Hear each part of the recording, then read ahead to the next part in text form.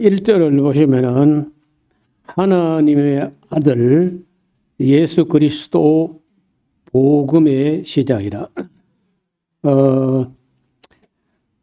우리가 일반적으로 우리는 이제 너무 익숙해진 그런 개념이지만은 처음에 예수님을 두고 하나님의 아들이다 또는 예수님이 그리스도 메시아이시다. 이거는 뭐 그 당시로서는 청천벽력 같은 이야기고 그런 말 하다가는 살아남지는 못해요. 예수님께서 그 말 때문에 죽었잖아요. 그런데 여기 복음서 맨 첫 마디에 예수님을 하나님의 아들이고 또 그 예수님은 그리스도 곧 메시아시다. 그리고 그 하나님의 아들 예수 그리스도라는 복음의 시작이다 이렇게 이야기를 하는데 가끔 이 마태복음에도 그렇고 마가복음도 마찬가지 구약 성경을 인용하는 데 있어서 가끔 틀린 것이 있어요. 우리처럼 각자가 다 성경을 가지고 있지 않고 또 성경에 장절 이런 것이 구분되어 가지고 명확하게 이렇게 된 게 아니고 대충 들어서 대충 기억하는 걸로 의지해 가지고 글을 쓰다 보니까 그 인용구가 정확하지 않은 경우가 있는데 2절을 봐요. 선지자 이사야의 글에 라고 했는데 보라 내가 내 사자를 네 앞에 보내노니 저가 네 길을 예비하리라. 이게 이사야에서 나오는 말이 아니고 말라기서에 나오는 거예요. 이렇게 그 인용을 하는데 그 정확하지 않은 인용. 그는 마태복음에도 몇 군데 있었고 마가복음 첫 마디부터 이사야의 글이 아닌데 말라기에 있는 건데 이사야의 글에 해놓고 3절은요. 그건 또 진짜 이사야에 또 있는 거예요. 또 3절부터는요. 광야에 외치는 자의 소리가 있어 가로되 너희는 주의 길을 예비하라. 그의 첩경을 평탄케 하라. 이거는 이사야서에 있는 말씀이 또 맞습니다.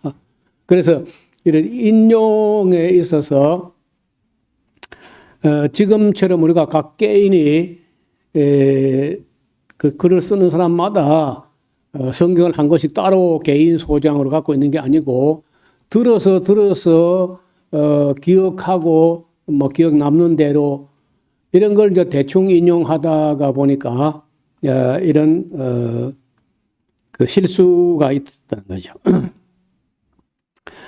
그리고 세례 요한에 이르러서 4절에 광야에서 죄 사함을 받게 하는 회개 세례를 전파했다는 거죠. 그리고 온 유대 지방과 예루살렘 사람이 다 나아가 자기 죄를 자복하고 요단강에서 그에게 세례를 받더라. 요한은 좋은 옷이 아니고 약대 털옷을 입고 허리에 가죽띠를 띠고 메뚜기와 석청을 먹더라. 우리가 그 시대 그 문화 그 의상 복식을 알지 못할 때는요. 약대 털옷을 입었다니까 고급이다. 모피코트다. 이렇게 생각하시는데 그게 아니고 그 당시에 복식으로 하면요. 그 천으로 만든 게 고급이고 가죽으로 만든 거는 그건 싸구려고 흔하고 그리고 좋은 옷이 아니야. 그리고 그 중에서도 그 낙타 가죽 같은 건요. 뻣뻣하고 그 착용감이 아주 입고 뭐 마음대로 움직이도 못할 거라. 제가 몽골 갔을 때 그 낙타 가죽을 가지고 만든 뭐 이런저런 제품을 봤는데 굉장히 허접할 뿐 아니라 잘 무두질 해가지고 가죽을 부드럽게 만든 것도 아니고 아주 뻣뻣하고 그저 줘도 그 모설 같아요. 그러니까 그런 걸 가지고 뭐 세례요한이 옷을 해 입었으면은 허리 이하 뭐 좀 대충 뭐 중요한 것만 가리고 뭐 그런 정도일 겁니다. 그리고 뭐 조금 남으면 뭐 어깨 죽기나 조금 가린 그런 정도고 또 오른팔을 마음 놓고 쓰기 위해서는 오른쪽 어깨는 드러나게 이렇게만 걸쳐가지고 있는 뭐 그런 정도라는 거예요. 그리고 먹는 것도 보니까 메뚜기 석청이 요즘은 고급이죠. 근데 그쪽 메뚜기는 우리나라의 그 벼 메뚜기처럼 예쁘게 생긴 게 아니고, 우리 여기서는요, 그쪽 지방 사람들이 말하는, 메뚜기라고 하는데, 우리 여기서는 메뚜기를 안 하고, 거의 풀무치 같은 건데, 풀무치하고도 다르고, 크고 좀 징그럽게 생겼고 못생기고 색깔도 좀 그렇고 해가지고 여기 산청 사람들은 송장 메뚜기라고 그래요. 들어보세요. 예. 네. 못생겼습니다. 크고 벼 메뚜기는 보기만 해도 예쁘잖아요. 그러니까 그런 것을 먹었다는 것과 또 석청이라는 것은 지금 생각은 고급이지만은 그 나라는 비가 적게 오고 또 꽃이 지금 이제 꽃이 질 때가 됐는데 2월 말 정도부터 해가지고 3월 말 그 어간에는요 그때 우기인데 우기에 풀이 돋아나서 그 땅이 메마르기 전에 빨리 꽃을 피워서 열매를 맺어야 종자 번식을 하기 때문에 그 어간에는요 식물이라는 식물은 꽃 안 피는 식물이 없어요. 모든 식물은 꽃이 핍니다. 그것도 한꺼번에. 근데 거기 그렇게 꽃을 피우지 못하는 식물들은 그 우기에 맞추어서 꽃을 피우고 열매를 맺지 못하면 종자 보존 자체가 안 되니까 그런 그때 2월 말에서 3월 말까지 꽃 피우고 열매 맺는 그런 것만 살아남아 있기 때문에 그 3월 초에 가면요. 이스라엘 땅에 식물이라는 식물은 꽃을 다 피워요. 그러니까 정말 젖과 꿀이 흐르는 땅이야. 그러니까 그리고 이제 벌에게 있어서 우리나라는 벌이 좀 잘 안 되는 게 장마철이 너무 길어요. 근데 거기는 장마가 별로 없기도 하고 날씨가 건조하기 때문에 과일나무가 잘 되고 벌이 잘 돼. 벌이 잘 되면 또 과일나무도 잘 되고 일조량이 많고 그 포도 재배가 잘 되고 이제 그런 곳이기 때문에 젖과 꿀이 흐르고 메뚜기도 많고 석청도 많고 뭐 그런 정도입니다. 그러니까 그게 전혀 사치하지 않았다, 호의호식하지 않았다 그런 얘기지. 이게 뭐 메뚜기 뭐 석청이 고급 식품이고 약대 들어오시면 뭐 피코또 이런 게 전혀 아니라는 거예요. 그래서 때로는 성경을 우리가 바르게 이해하기 위해서 그 나라의 풍토와 문화에 대해서 어느 정도 이해를 하는 게 필요합니다. 자, 그가 전파에 가로되 나보다 능력 많으신 이가 내 뒤에 오시는데 나는 굽혀 그의 신들매를 풀기도 감당치 못하겠노라. 자, 자기보다 뒤에 오는데 세상에는요 앞에 온 게 선배야. 뒤에 오면 후배고. 그런데 여기는요 자기보다 뒤에 오는데 자기보다 능력이 더 많다. 그러면서 자기는 굽혀서 그 신들매 풀 정도도 수준이 안 된다. 그런 얘기를 하는 거예요. 그리고 나는 너에게 물로 세례를 주거니와 그는 성령으로 너에게 세례를 주시니라. 예. 물로 세례 주는 것은 회개하게 하는 정도 그런 것이고, 성령으로 세례를 주시는 것은 사람을 거듭나게 그렇게 한다는 거예요. 그럴 때 바로 그때 예수께서 갈릴리 나사렛으로부터 와서 요단강에서 세례요한에게 세례를 받는데, 곧 물에서 올라오실 때 하늘이 갈라지고, 그리고 성령이 비둘기같이 자기에게 내려오심을 보시더니 하늘에서 소리가 나기를 너는 내 사랑하는 아들이라, 내가 너를 기뻐하노라 하시니라. 자, 이거는 우리가 익숙하지 않은 그런 개념인데,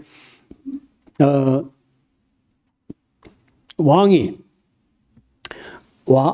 그 왕의 보좌를 다음 세자에게, 황태자에게 양위하실 때, 위를 넘겨줄 때 여러 왕자들 중에 누구를 기뻐하는지, 누구를 후계자로 지명하는지에 대해서 여러 왕자 중에 불러가지고 이는 내 사랑하는 아들이요 내 기뻐하는 자다.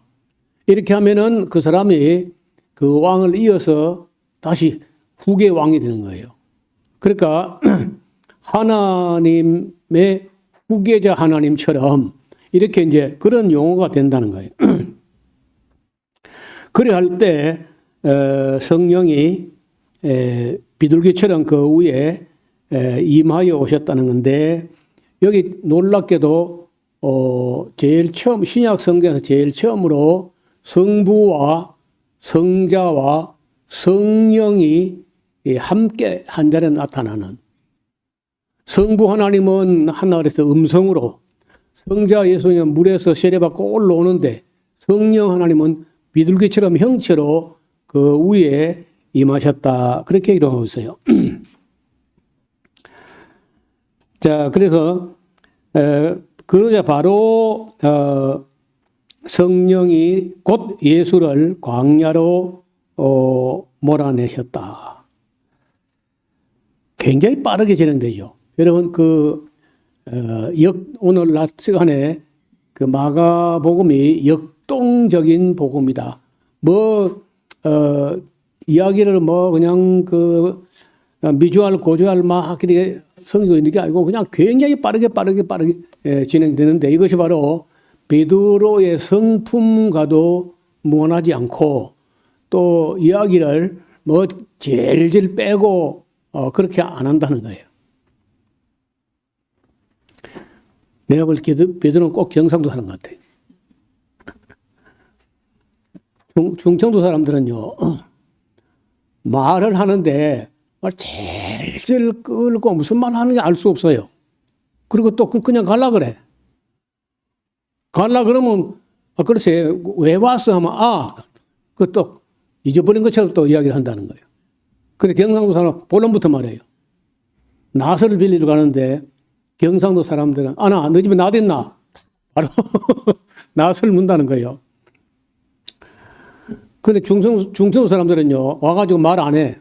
낯을 빌리러 왔는데, 왜 왔어? 왜 오기는 왜 그냥 왔지, 그리고 그냥 갈라 그래요. 왜 왔어? 그러니까, 낫이 필요한데, 낫 없겠지? 낫이 왜 있겠어? 그래. 이런 식으로 제일 빼는 게 이제 중청도 스타일이고,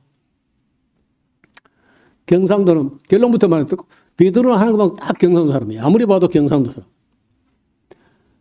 거기 경상도가 어디냐면 거기 갈릴리야, 갈릴리. 갈릴리가 저 북쪽인데 그 오랑캐 많이 내려오는 그런 곳인데 굉장히 빠르게 한다는 거예요. 나중에 이제 더 세밀하게 섬세하게 하는 거는요, 누가복음을 보면 굉장히 섬세하게 합니다. 정반대가 이 마가복음인데, 이건 마가가 기록했지만은 베드로가 하는 설교를 계속 통역하다가 아주 패턴이, 베드로 패턴이 그대로 녹아 나온다는 거예요.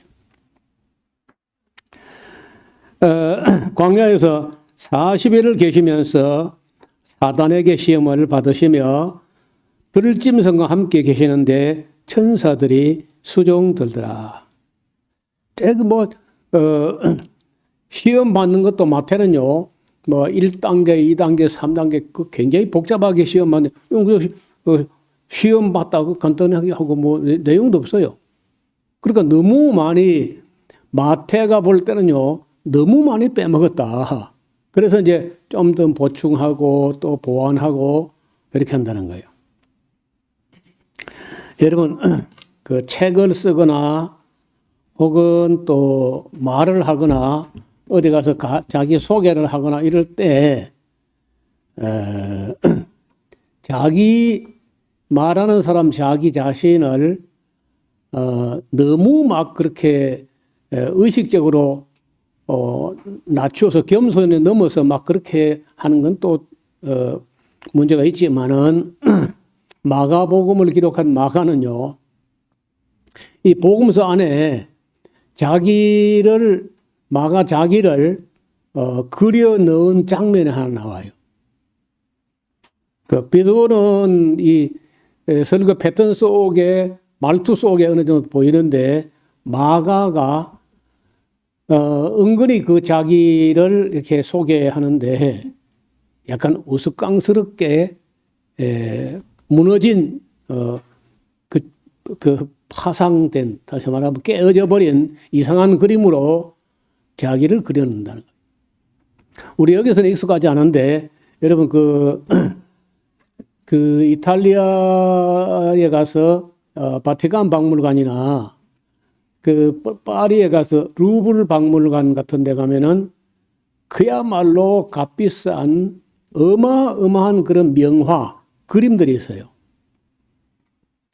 그림들이 이제 그 그림 속에 여러 사람들이 나오는 그런 그림을 보면은요, 그 해설자 이야기를 들어보면은 그림 그린 사람이 그림 안에 그 작가의 그림 그린 그 화가의 자화상을 어느 구석에 어줍지 않게 그 주인공처럼 보이면 안 되고 조그맣게 알듯 말듯하게 화가 자기 그림을 그려 넣는다는 거예요.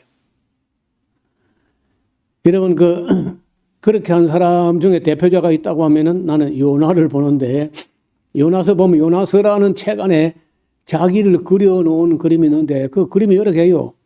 그 물고기 똥에 살 들였다가 팽 하고 튀어나오는 그런 모습이라든지, 또 전도하러 간 사람이 전도는 고사하고 그놈의 성이 빨리 무너지기를 바라고 집에 안 가고 아주까리 나무 밑에서 불평하고 있는 참 이상한 예언자 모습, 그 자화상을 그렇게 우스꽝스럽게 그려놓는다는 거예요.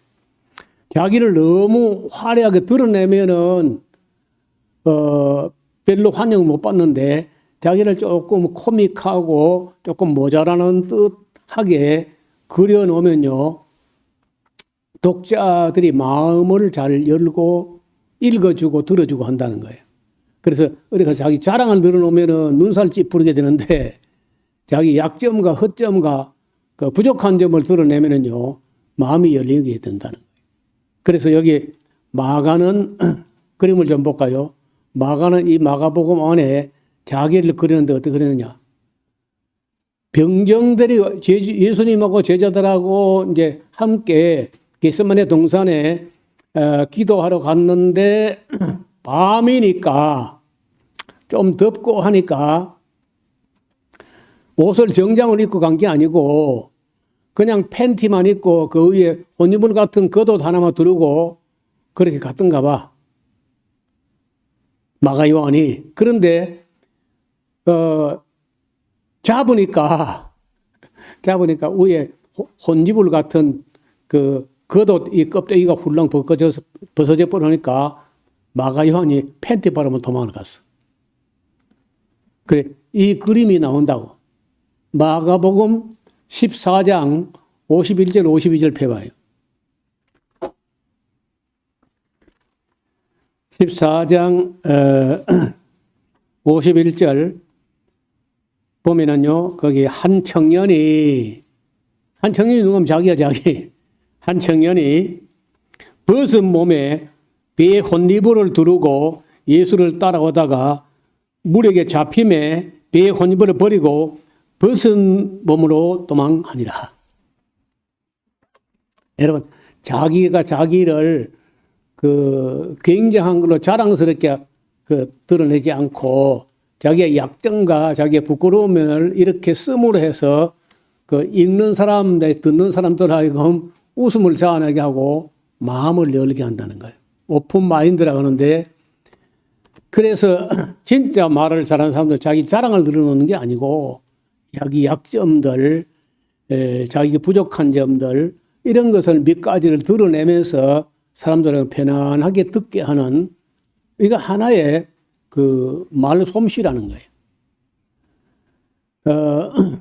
제가 아는 대로 그런 걸 참 잘하는 사람들이 있어요.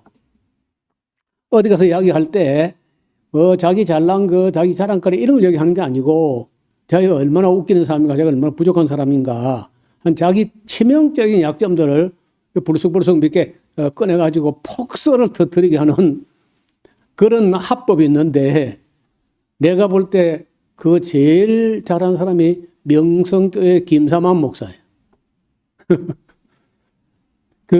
자기가 경상북도 어디 산골 봉황가 안동인가 어디 산골짜기에서 못 살던 이야기, 그런 얘기 하는데 그 서울 사람들이 배꼽을 잡고 푸복절도 하는 거예요. 근데 그런 걸 가끔 그래 써먹어요. 자기 약점들을 그냥 거침없이 드러내가지고 나 같은 이렇게 부족한 사람도 하나님의 은혜로 또 목사도 되고 또 이러면 만단다 이렇게 이야기하는 건데 너무 재미있게 하는 거예요. 그런 사람들이 이제 말을 잘하는 사람이고, 자기 자랑을 트럼프처럼 자기 자랑을 막 늘어놓지 못해가지고 몸살 나는 사람 제발 좀 닥쳐라. 모든 사람이 트럼프 입 좀 닥닥해라. 정말 말할 줄 모르는 사람이에요, 트럼프는. 그래서 어디 가서 여러분 자기 약점, 자기 결점, 자기 실수 이런 걸 한두 개 좀 이렇게 소개하는 거는요, 그게 말 못하는 게 아니고 그게 말 잘하는 사람이 하는 거예요. 그렇게 하면서 경계심을 풀고 마음의 문을 열고 서로가 경계하지 않고 잘 받아들이는. 근데 그런데 베드로라든지 마가 또 바울은요, 나야말로 죄인 중에 괴수다. 내가 예수를 핍박하고 자기 약점, 자기 죄 지은 거, 자기 허물 지은 거 이런 걸 드러내는 거예요. 그거 말 잘하는 사람들이에요. 제일 말을 못하는 사람이 자기 자랑하는 거. 그럼 벌써 마음의 문을 닫아버립니다. 여기 나는 제일 웃기는 게 이 사람이에요. 마가가 한 청년이 자기라는 거, 자기. 예. 그리고 이제 우리 조금 더 봅시다. 마가복음의 특징을 조금 말씀드리면요. 아까 낮에 조금 말씀드렸는데 마가복음의 특수자료가 있어요. 다른 복음서 안 나오는 얘기인데 예수님께서 가르치신 비유 중에 마가복음에만 등장하는, 예를 들면 씨를 뿌린 사람이 씨를 뿌려놓고 그거 오래 참지 못하고 싹이 나는 것도 파보고 또 묻어놓고, 그러면 그 씨가 자라지 못하죠. 그래서 믿음을 가지고 그냥 보고 있으면요, 그게 전혀 자라난 것 같지 않은데 사람들이 자고 깨고 하는데 사이에 씨가 어떻게 자라는지 알지 못해요. 근데 그 자란다는. 여러분, 하나님 나라도 그래요.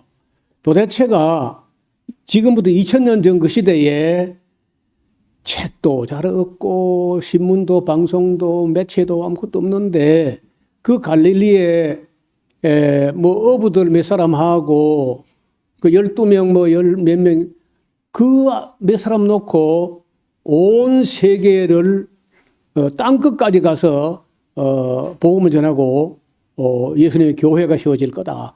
하나님 나라가 시작될 거다. 그거 말도 안 되는 얘기인데 예수님께서 그런 꿈을 꾸셨고 제자들은 그 말씀을 듣고 오랜 후에 보니까 그렇게 잘한다는 거예요. 눈에 안 보이는데 잘하는 거예요. 생명이 있으면요 잘하고 그리고 생식, 번식하고 정식을 한다는 거예요. 생명의 이대 특성은 개체가 본 자체가 자라는 것이고 그 다음에 생식을 한다는 거예요. 씨앗을 만든다는 거예요. 그 다음에 두 번째는 데가볼리 지방에서 한 사람을 고치는 장면인데 그의 그 귀가 막히고 말도 못하고 이제 그런데 그 귀에다가 양쪽 귀에다가 손을 딱 댔다가 침을 뱉어가지고 혀에 손을 떼시며 에바다 아람어로 열리라 하는 뜻인데 그렇게 하자 혀가 풀어지고 귀가 들리고 말을 하게 된 거예요. 다른 복음서 없어요. 마가복음에만 그걸 기록하고 있어요. 또 마가복음 8장에 보면요. 그 시각장애인을 고치는데 한 번 기도해가지고 뭐가 보이냐 하니까 나무 같은 것이 걸어갑니다. 그래서요. 그래 한 번 더 기도하니까 눈이 완전히 열려가지고 밝히 보게 됐다. 그 신구약 성경에 한 번 기도해서 안 되고 두 번 기도해가지고 되는 그런 사례가 딱 한 번 나와요. 한 번 기도했을 때 절반만 보였다가 한 번 더 기도하고 보니까 물체가 분명히 보였다. 그런 이야기가 나오는 거예요. 그 다음에 방금 말씀드린 대로 마가의 자기 우스꽝스러운 모습 붙잡히니까 겉옷을 내버리고 그야말로 벗은 몸으로 도망갔던 아마 평생에 자기가 자기 모습에 대해서 부끄럽기도 하고 또한 그 자기 약점을 이야기함으로 사람들의 마음을 열기도 하고 막 그랬을 거예요. 그래 학자들이 다 이 한 청년이 한테 바로 자기 자신을 두고 하는 말이다는 거예요. 사건 전체는 다른 복음서 겹치더라도 마가복음에만 상세하게 덧붙인 표현이 있는데 예를 들어서 다른 복음서는요 감정적인 이야기를 잘 안 쓰는데 마가복음에만 감정 3장 5절에 보면요 노하셨다 그런 말이 있고 또 민망히 여기셨다 1장 41절 탄식하시며 8장 12절 이런 거는 다른 사람들은 거의 안 쓰는데 베드로 자신이 좀 감성적이다. 그래서 노하시고 뭐 민망히 여기시고 탄식하시고 이런 그 감정의 기복을 딴 복음서는 읽을 수 없는데 마가복음은 읽을 수 있는데 이것은 그 마가가 본 게 아니고 베드로가 본 걸 기록한 거죠. 그 다음에 예수님 말씀을 다른 복음서는 다 완전히 헬라어로 번역을 해서 기록을 하는데 마가복음에는요 예수님께서 그 헬라어로 말씀하신 게 아니고 히브리어도 특별한 경우만 쓰고 대부분은 어떤 말을 쓰냐면요 아람어를 써요. 아람어가 뭐냐면요 그 다마스커스 시리아 언어입니다. 그게 아람어. 그 갈릴리 북쪽에는 거의 아람어를 다 쓰는 거예요. 그러니까 이제 예를 들어서 달리다쿰 한다든지 에바다 한다든지 그 라마 사박다니 한다든지 이 전부 다 아람어인 거예요. 그 아람 지방에 베드로도 되게 아람어를 많이 쓰고 예수님도 그 갈릴리 그쪽에 살았기 때문에 아람어를 평소에 많이 썼기 때문에 그런 그대로를 들어 옮겨놨기 때문에 헬라어가 아니고 아람어. 이런 것도 이제 베드로가 익숙하게 들은 거, 베드로가 예수님께로 아람어로 들었기 때문에 자기도 아람어로 말하고 이제 그걸 제 마가가 들을 때는 조금 더 미소 지으면서 그 완전히 그저 그 갈릴리 사투리하고 아람어가 섞여 있다 이제 이렇게 인식하면서 썼을 거라는 거예요. 그리고 이제 개요를 정리하려고 합니다.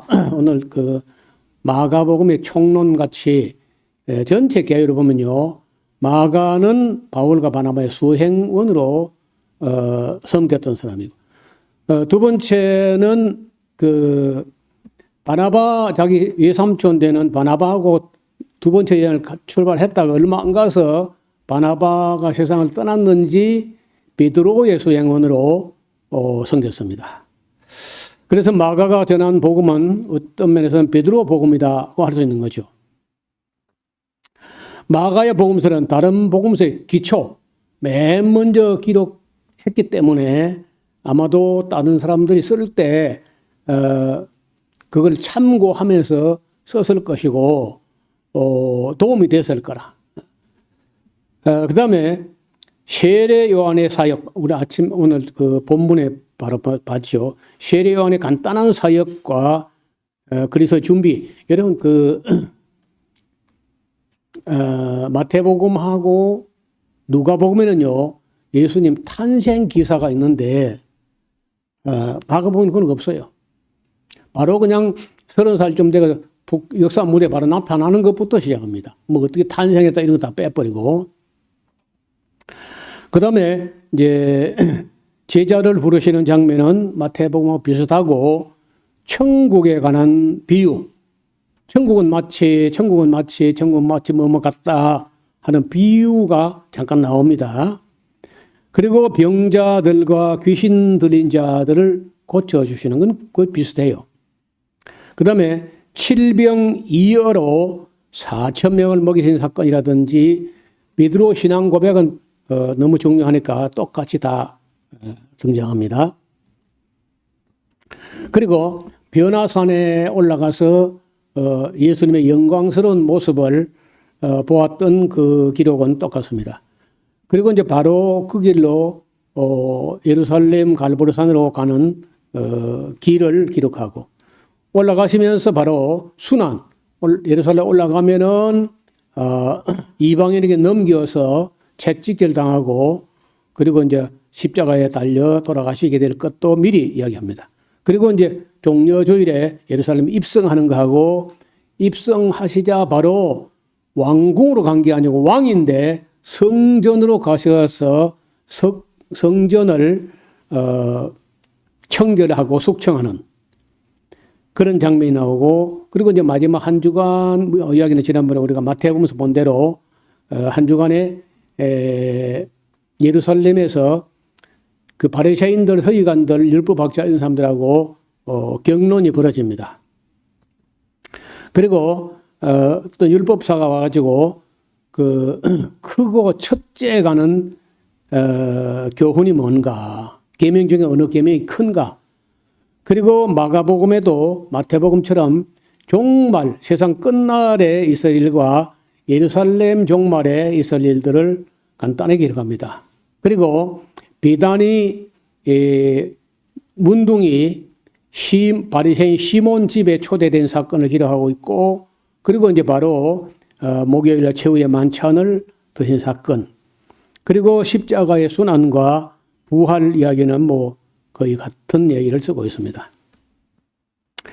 마가복음이 단순한 것은 베드로가 좀 범사에 단순한 편이고 또 마가가 직접 목격하고 관찰하고 한 그런 게 아니고 베드로의 단순한 성품으로 전달하는 그걸 듣고 정리하다 보니까 중요한 건 들어있지만은 세세한 거는 거의 다 누락되고 빠져 있다는 겁니다. 그래도 어떻든 이것이 한 사람이 기록을 하니까 누가 또 보고 아니 이거 빠졌잖아. 이거 누락되잖아.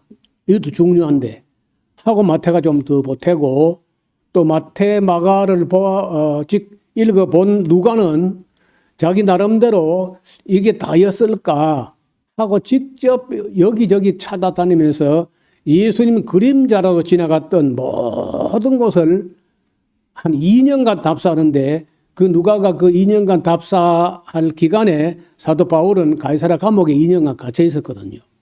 그 누가는 갇히지 않고 자유로워 가지고 그 예수님 갈릴리는 말할 것도 없고 베들레헴 예루살렘 할 것 없이 예수님이 지나간 모든 곳을 한 2년간 답사해 가지고 한 30가지 정도 이야기를 더 찾아내 가지고 배열을 새로 해요.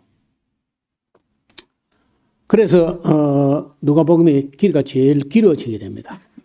그리고 나서 누가복음 기록하고 나서 한 20년, 25년 정도 지난 후에 요한이 이제 기록할 만한 사람들, 목격자 이런 사람들 다 돌아가셨고 순교했고 사도 요한이 자기 혼자만 남아 있을 때 앞에 사람들의 기록을 다 조사하고 대조해보고 그 결과 그래도 빠진 게 많아. 요한은 가능하면 예수님 가까이에서 남들 안 본 거, 남들이 누구 자러 가고 나서 혼자 있다가 들은 거, 본 거 이런 것까지 다 챙겨가지고 다른 복음서 없는 이야기를 18가지 정도를 더 찾아서 보완함으로써 요한복음이 이루어지는데 여러분 그래서요 반드시 복음서를 4권 다 봐야 돼. 4권 다 보고 대조해보고 그 4권을 가지고 4권에 있는 모든 자료를 다 한 테이블에 올려가지고 그걸 가지고 예수님 그림을 그려놔야 입체적인 예수님 모습이 나온다는 거예요. 한 것만 가지고 혹은 여덟 몇 절 가지고 예수님을 그리면요. 예수님 그림이 안 돼. 이상한 말이 돼버려요. 그래서 학자들마다 복음서 4개를 놓고 실험을 합니다. 그 실험을 해본 결과에 이제 어떤 거는 너무 한 절에 있어서 글자 한 개도 안 틀리고 똑같은 구절이 있는 거예요. 그것도 어떤 건 달라 또. 그래서 복음서 연구하면서 제일 먼저 부닥치는 게 왜 다르냐. 또 따로따로 기록한 건데 왜 똑같은 거 왜 똑같냐. 이걸 가지고 이제 고민하다가 가설이 하나 수립됐는데 그 가설이 뭐냐면요. 복음서 이거 4권 말고 이 3사람이나 4사람이 공동으로 살펴본 어떤 자료가 있지 않았을까? 물론 이거 가설입니다. 이걸 보통 신학적인 용어로 Q라고 그래요. 이 Q를 붙이는데 퀘르레라는 독일어에서 공동자료, 공통으로 쓰는 기본적으로 공통으로 활용했을 어떤 문서가 있지 않았을까? 그런 게 있었다면은 글자 똑같은 거 한 절을 쓰는데 철자 하나도 안 틀리고 똑같은 게 해명된다는 거죠. 공통으로 어떤 자료를 활용했을 거다. 물론 주장할 만하지는 않고 하나의 학설에 불과해요. 그리고 다른 거는 아까 얘기한 대로 먼저 쓴 사람이 베드로였기 때문에 그 단순한 성품상 중요한 거는 있지만은 덜 중요한 대로 빠지기도 하고 누락기도 했고 마태가 조금 더 챙겨 넣었고 누가는 더 챙겨 넣었고 요한은 한참 더 기다린 후에 이제는 더 쓸 사람 없겠지 하고 자기만 아는 고유의 자료들을 보태가지고 사복음서가 완성이 됐다. 이렇게 보는 거예요. 자, 그래서 처음에 복음서 공부를 할 때 굉장히 당황하고 그렇게 되거든요. 그런데 차츰 이제 살펴보면은 마가복음을 기록한 거는 베드로 성품하고 무관하지 않다. 그리고 마태는 또 좀 종류별로 모아놓은 것 같아요. 종류별로. 비유는 비유대로, 기적은 기적대로, 금싸라기 같은 금싸라기 같은 산상보훈은 한 번, 설교 한 번 한 것처럼 이렇게 다 주제별로 딱딱하게 분류를 한 것 같아요. 뭐 소득세 따로, 또 주민세 따로, 부가가치 따로 뭐 세관에 있었으니까. 그런데 누가가 볼 때 그렇게 쓰는 건 옳지 않다. 글을 쓸 때 전부 풀어가지고 종류별로 모아놓은 걸 다 풀어가지고 예수님께서 살아오시고 걸어가시고 그 행보를 따라서 순서를 재배열하다 보니까 서로 순서가 또 안 맞아요. 그다음 누가가 그 순서대로 재배치를 하면서 아마 그런 고장이 나지 않았을까. 그렇게들 이제 해석을 합니다. 그래서 우리가 이제 이 복음서 중에 둘째 복음서 마가복음이면 실제로는 둘째가 아니고 이게 첫째 복음서였다는 거예요. 그런데도 왜 우리가 마태복음을 앞에다 꺼내놓냐면요. 복음이든지 은혜든지 간에 첫째는 유대인에게요, 또한 헬라인에게. 유대인을 1차적으로 염두에 둔다면은 마태복음을 앞에 놔가지고 유대인들부터 먼저 듣게 하는 게 순서다. 그리고 마가복음 같은 경우는 천하 만민을 위한 복음서예요. 유대인만을 위한 게 아니고. 그래 마가복음 끝에 가면요, 그 온 천하에 두루다니며 만민에게 복음을 전파하라. 이렇게 되어 있어요. 그래서 저 서울에 가면요, 이단 사입인데 만민교회가 있어요. 이재록이라는 사람 이단 사입이가 만든 만민교회. 그래서 이 마가복음은 비록 짧지만은 만민복음이다. 전하 만민에게 전한다. 그리고 누가복음은요, 나중에 이제 공부할 텐데 이런 게 있어요. 어떤 이 복음서를 누구 한 사람에게 헌정하듯이 데오빌로라는 고위공직자에게 헌정하듯이 헌사가 붙어 있어요. 이 책을 누구에게 바친다 하는 것처럼 데오빌로 각하에게 바친다 하면서 책을 쓰는데 데오빌로 각하가 실제 있었는지 아니면은 없어. 데오빌로 각하가 실제 있은 건 아니고 기독교 복음이 숨어서 어떤 몇 사람이 비밀 종교, 미리 종교, 사이비 종교 이런 것처럼 한 게 아니라 데오빌로 각하라고 할 수 있을 정도로 로마의 고관 대작에게도 당당하게 헌사를 붙여가지고 헌정하는 그 정도 공신력 있는 어디 내놔도 부끄럽지도 않은 그런 책이라는 목적으로 의도적으로 데오빌로 각하라는 사람을 그 가상의 인물로 설정해가지고 쓴 게 아니냐 이렇게들 봅니다. 그런데 요한복음은 나중에 또 우리가 요한복음 강론 공부할 때 할 거지만은 또 다른 면이 거예요. 요한복음은요, 예수님께서 산상보훈 같이 하신 그런 말 다 빼버렸어요. 금사라기 같은 말은 왜 빼냐? 그거는 마태가 충분히 썼다는 거예요. 그리고 이제 자기는 누가도 그렇게 많이 챙기는 누가도 미처 알지 못하고 못 챙긴 부분을 쭉 뽑았는데 놀랍게도 거기는요 진짜 놀라운 게 있는데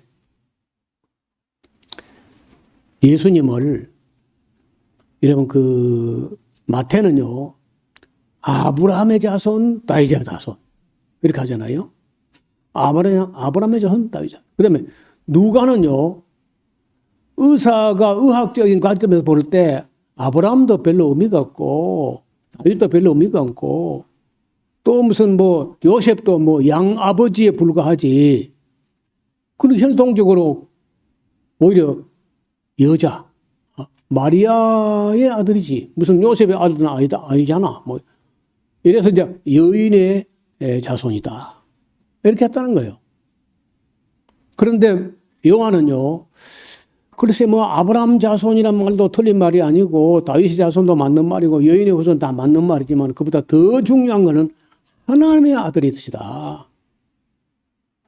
태초부터 있던 로고스가 육체가 되어 온 것이고 하나님의 아들이시고 더 나가서 이게 바로 로고스이고 로고스가 바로 하나님인데 이 하나님이 바로 육체가 되어 가지고 오셨다. 그래서 이분을 예를 들어서 뭐 그 사물에 양을 초월한다. 오병이어. 물로서 포도주를 만든다. 지를 초월한다. 그리고 물 위로 걸어가셔. 자연 법칙을 초월하시고 날 때부터 소경되는데 고쳐요. 타고난 운명을 초월하시고 직접 가지 않고 원격으로 사람을 치료해요. 건강을 초월해가지고 38년 된 환자를 그냥 고쳐버려 그냥 시간을 초월해가지고 그리고 죽은 나사로 나을 돼가지고 냄새가 나는데 살려낸다는 거예요. 그리고 죽음까지 초월한다. 그러니까 시간을 사물의 질을 초월하고 양을 초월하고 시간 초월하고 공간 초월하고 자연 법칙 초월하고 타고난 운명 초월하고 죽음까지 초월한다. 그런 분이라면 이분을 누구로 어떤 분으로 우리가 믿어야 되느냐 하는데 요한이 자기가 말하지 않고 절대로 해프게 은벙덩벙 믿는 사람이 아니고 돌다리를 두드려 보고도 안 건너가는 사람이 토마스예요. 도마. 그 절대 해프게 믿는 사람이 아닌 도마의 입으로 나의 주, 나의 하나님이십니다 하는 고백이 나올 때까지 이야기를 그쪽으로 이끌어 간다는 거예요. 그래서 이 복음서 4권을 가지고 예수님을 제대로 그려봐야 아브라함의 자손, 다윗의 자손, 여인의 후손, 하나님의 아들, 태초부터 있던 로고스, 그 로고스가 육체가 돼가지고 오셨기 때문에 예수님은 하나님의 아들이시자 하나님이시다 하는 데까지 이 복음서 4권을 가지고 예수님을 그리면은 그런 대로 예수님 그림이 그려진다는 거예요. 자, 그 다음에 오늘 본문에 다시요. 13절 광야에서 40일을 계셔서 사탄에게 시험을 받으시며 들짐승과 함께 계시니 이런 말은 이제 다른 법에서 없는 거예요. 들짐승과 함께 있었다. 천사들이 수종들더라. 요한이 잡힌 후 바로 그냥 세례요한이 체포되죠. 예수께서 갈릴리로 오셔서 하나님의 복음을 전파하여 가라사대 때가 찼고 하나님 나라가 가까웠으니 회개하고 복음을 믿으라 하시더라. 갈릴리 해변으로 지나가시다가 시몬과 바로 제자를 부르시죠. 시몬과 형제 안드레가 바다에 그물을 던지는 것을 보시니 저희는 어부라. 예수께서 저희를 보고 부르시기를 가라사대 나를 따라오느라 내가 너희로 사람을 낚는 어부가 되게 하리라 하시니 곧 그 마가복음에 유두스 곧 그냥 얼마나 곧 하는 말이 많이 나오는지 곧 그물을 버리고 쫓으니라. 조금 더 가시다가 세베대의 아들 야고보와 그 형제 요한을 보시니 저희도 배에 있어 그물을 깁는데 곧 부르시니 곧 또 부르시니 그 아비 세베대를 싹군과 함께 배에 버려두고 예수를 따라가니라. 저희가 가버나움에 들어가시니 예수께서 곧 안식이래. 계속 곧이란 말이 나온다는 거예요. 회당에 들어가서 가르치시는데 무슨 사람이 그 교훈에 놀라니 이는 그 가르치시는 것이 권세 있는 자와 같고 서기관과 같지 아니에요. 서기관들이 말장난 같은 게 아니라는 거예요.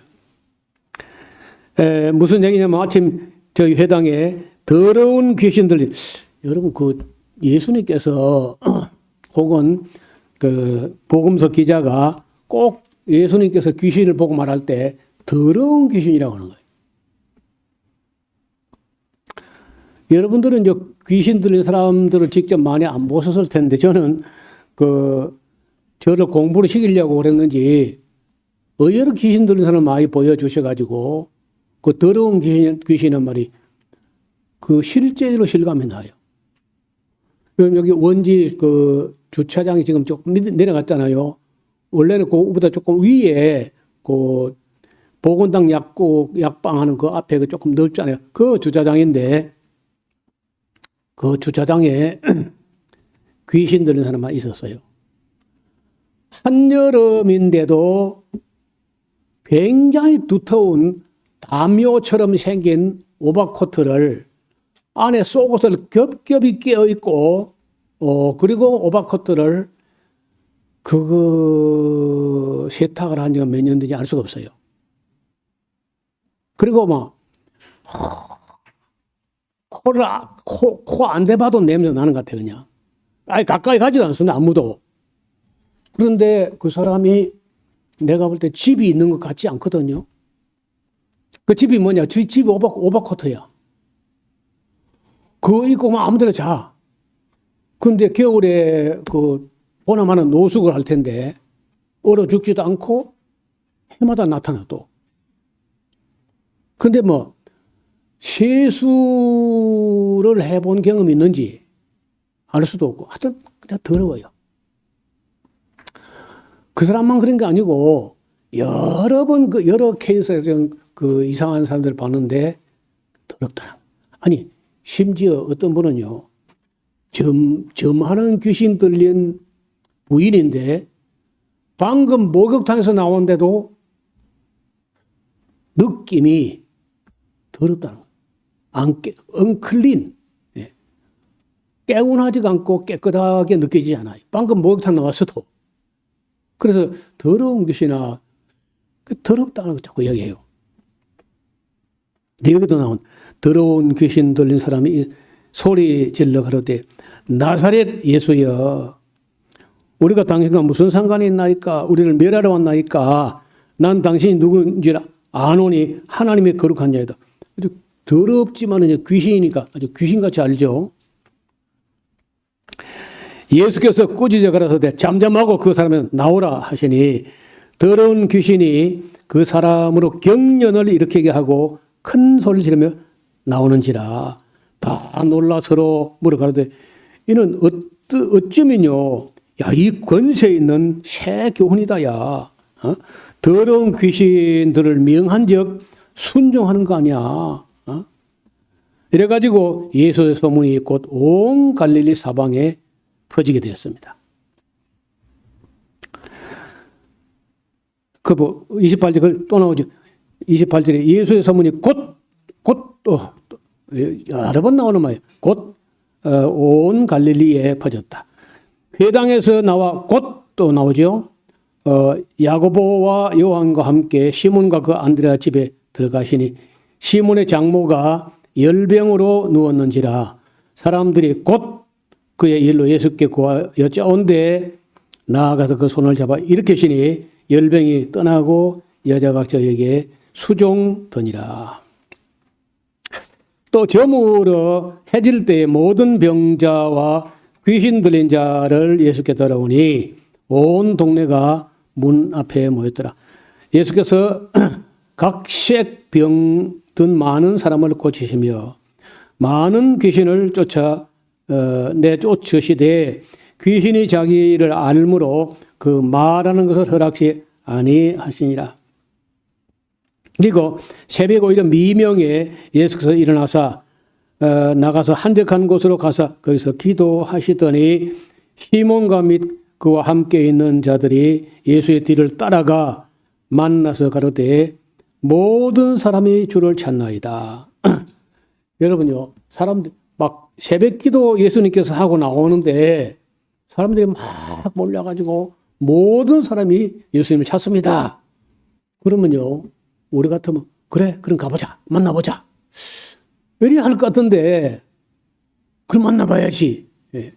보험을 더 내야지. 이리 할 것 같은데, 예수님께서 그 많은 사람이 예수님을 찾아왔는데, 아니고요. 이러시되, 우리가 다른 가까운 마을들로 가자. 거기서도 전도하리니 내가 이를 위하여 왔노라. 제가 이 성경 구절이 있다가 눈이 번쩍 뜨여가지고,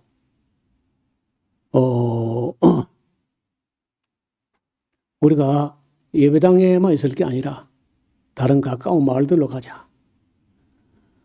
그 가지고 우리가 애를 태웠는데 참 말 안 듣더라고.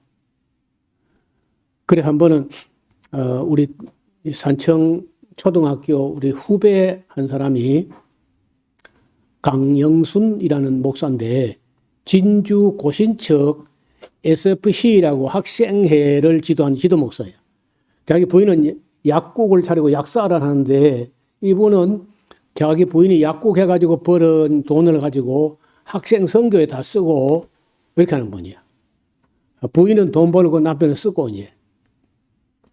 그 학생들 지도하다가 우리가 이 지리산 지역에서 목사들이 1984년부터 86년까지 지리산 선교 동지회를 만들어가지고 교회를 한 30몇 개를 개척했다. 이 소식을 듣고는요, 이 강영순 목사가 우리를 찾아왔어요. 그리고 우리가 모여가지고 목사들이 모이면은 선교하고 교회 세울 곳 이런 거 연구하고 하는 거 굉장히 충격을 받았어. 그 저를 이제 자기들 모임에 하면 학생들 모임 불러가지고 설교나 특강을 해달라는 거예요. 그때 제가 이 본문 마가복음 1장 38절 우리가 가까운 다른 마을들로 가자. 거기서도 전도하리 내가 이를 위하노라. 이 본문을 가지고 특강을 했어요. 아무도 이 본문을 발견을 못하고 인식을 못하고 있는데 한번 생각해 봐라. 예수님께서 많은 사람이 몰려온다고 그 많은 사람에게 매여가지고 그 주저앉아 버린 게 아니라 그 사람 놔두고 다른 가까운 마을로 간 걸 생각해 봐라. 그랬더니 그 학생들은 무슨 말인가 잘 못 알아듣는지 몰라도 그 지도하는 SFC 강영순 목사라는 분이 충격을 받은 거예요. 왜 자기 눈에는 이게 안 보였나, 이런 구절들이. 그래서 이분이 우리가 만든 그 선교회가 지리산 선교, 개척 선교 동지회인데 이분은요, 그걸 본따 가지고 그 고신척, 합동척 청년들, 학생들, 대학생들 모아가지고 서부 경남 선교 동지회를 결성을 해가지고 우리는 지리산 선교 동지회는 표가 가든지 보내든지 우리 선교 표어야. 그런데 그쪽 서부 경남 선교 동지회 표어는 가까운 다른 마을들로 가자.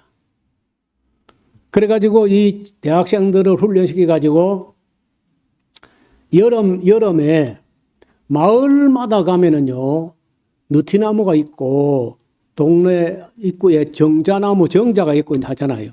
거기다가 교회당도 없고 성도도 없고 교회당도 없고 한 데 가서 교사들하고 학생들 데리고 가지고 거기서 노천 성경학교라는 걸 만들어 가지고 그 뭐 찬송도 가르치고 뭐 율동도 하고 노래하고 성경 이야기 들려고 해가지고 그게 계속 모이면서 그냥 그게 자연스럽게 교회가 된 거예요. 여러분 진주에 가면 진주 복음병원도 그때 그 팀들이 만들어가 지금 복음병원도 하고 진주 신문도 발행하고 그 노천 성경학교도 하고 교회 개척도 하고 그런 일들이 이 한마디, 우리가 가까운 다른 마을들로 가자. 이 한마디 때문에 그런 서인교회가 생기고 여러 교회가 생기고 복음병도 생기고 그런 역사가 일어나는 거예요.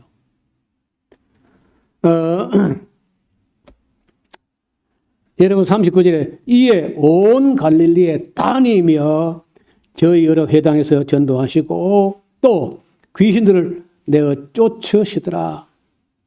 한 문둥병자가 6개 와서 꿇어 엎드려 간구하여 그러되 원하시면 저를 깨끗게 할 수 있나. 마태복음에서 우리가 봤죠. 예수께서 민망히 여기사 손을 내밀어 저에게 대시며 가라사대 내가 원하노니 깨끗함을 받으라. 마태복음은 똑같잖아요. 하신데 곧 문둥병이 그 사람에서 떠나가고 깨끗해진지라. 엄히 경계하사 곧 보내시며, 이것도 또 42절에도 곧 문둥병이 나왔다. 43절 엄히 경계하사 곧 보내시며. 굉장히 빨리 아주 베드로처럼 진행하니까. 44절 가라사대 삼가 아무개도 아무 말도 하지 말고 가서 네 몸을 제사장에게 보이고 네 깨끗게 됨을 인하여 모세 명한 것을 들여서 저에게 증거하라 하셨다. 여러분 이게 레위기 14장에 있는 대로 해라. 그런 말씀하신 거예요. 그러나 그 사람이 나가서 이 일을 많이 전파하여 널리 퍼지게 하시니 그러므로 예수께서 다시는 드러나게 동네에 들어가지 못하시고 오직 바깥 한적한 곳에 계셨으나 사방에서 그에게로 나오더라. 아마 여러분 그 마가복음 1장에서 가장 자주 나온 말이 곧 아주 역동적으로 굉장히 빠르게 진행되는 헬라어로 유두스 하는 곧 이렇게 우리말로 곧으로 번역된 말들이 그 유두스란 말인데 그 뭐 노닥거리고 있는 그런 스타일이 아니고 예수님의 사역이나 베드로의 성품이나 뭐든지 그저 역동적으로 빠르게 진행되는 그런 흐름을 읽을 수가 있습니다. 자, 우리 원래는 이제 2장을 오늘 오후에 하려고 했는데 총론 이야기가 조금 길어졌기 때문에 수요일 저녁 시간에 2장 말씀을 나누도록 하겠습니다. 하나님 아버지, 오늘은 하나님의 사람들, 특히 사도들이 어떠한 자세로 하나님 말씀을 받아서 또 어떻게 기록하고 어떻게 전했는지를 어느 한 단면을 엿볼 수 있는 시간이었습니다.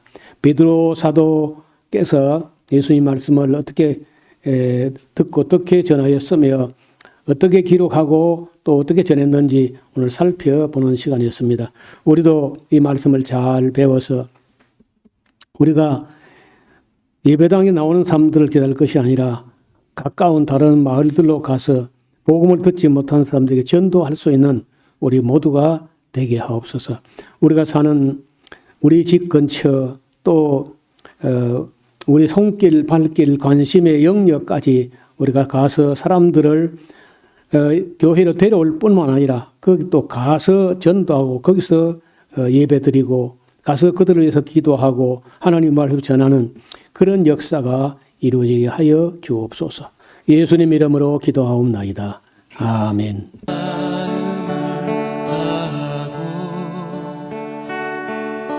성품을 다하고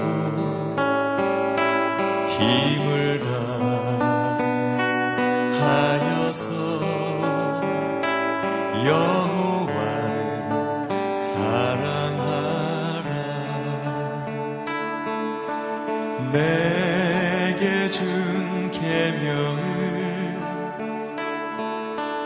마음에 새기고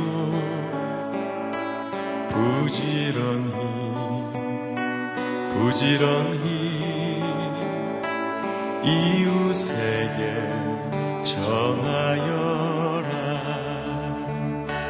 그러면 내가 짓지 않은 큰 집을 주리라.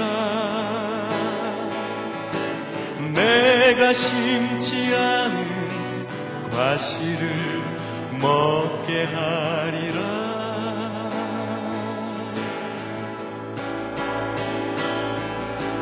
그러나 한 가지